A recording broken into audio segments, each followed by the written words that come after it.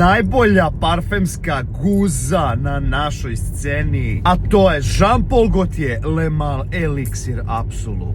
Slušaj me sad, vrlo pažljivo, ovo ću reći samo jednom. Ako si ljubitelj i ako voliš Le Male Elixir parfem, ovaj ćeš obožavati, okumiti, spavati sa njim u krevetu. Zašto? Zato što je mirisno 10 puta bolji, savršeniji, puniji, mračniji, malo začinjeniji i više muževniji parfem nego Le Male Elixir.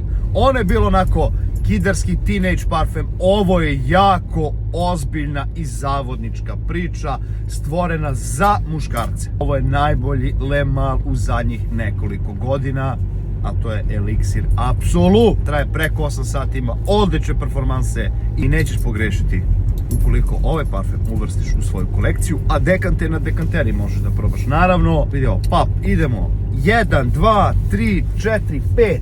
Prate parfemičara, prati svuda. Ćao.